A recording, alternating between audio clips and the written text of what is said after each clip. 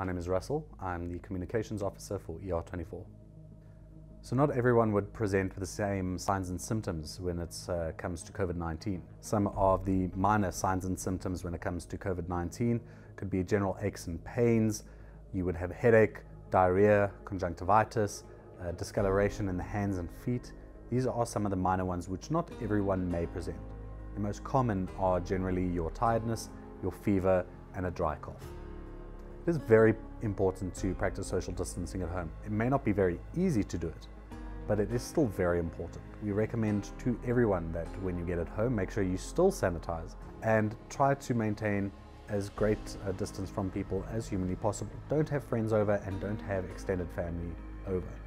If you feel that someone has come into contact with a person that is COVID-19 positive, or you want to err on the side of the caution, try to separate that person. If it's your husband, your wife, father, your child, try to separate them in another room and limit contact.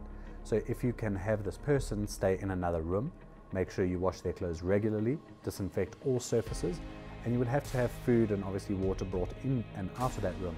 So if your health and safety officer or someone at work has notified you that a person has shown several signs and symptoms that they may have COVID, there are several steps that would have to take place to make sure that that work environment is safe.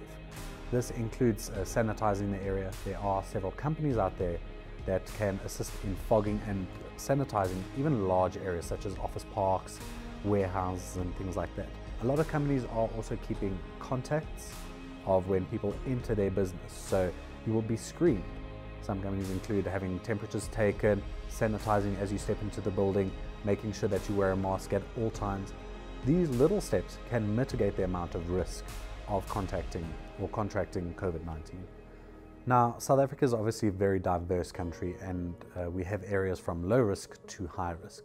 So it can be very, very difficult for someone to quarantine or social distance in a high risk area. But obviously now we want to get rid of this pandemic as quickly as possible.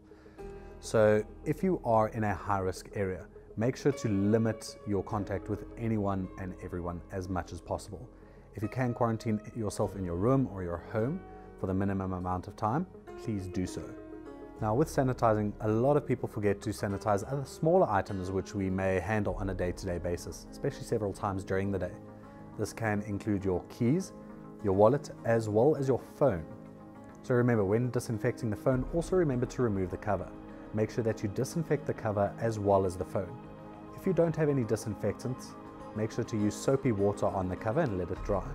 You can also use soapy water on the phone, but make sure that it doesn't go into any of the charging ports or the headphone jack. So we know this is a very stressful time for everyone, myself included, where you haven't been able to be in contact with people, haven't been able to see your loved ones and friends and family. So one thing that you can do is utilize whatever social media and whatever digital platform you can and gain contact with these people. Maybe video calling your loved ones, even at business. Instead of having your meeting over the phone, have it via video calling. This can alleviate some of the stress because you are now seeing your friends and family and your colleagues, and have a good chat and a good daily catch up with them. Ask them how they're going, how are they maintaining relationships during COVID, and how they are tackling each day and seeing the day through. So this is a great way to socialize but still maintain social distancing.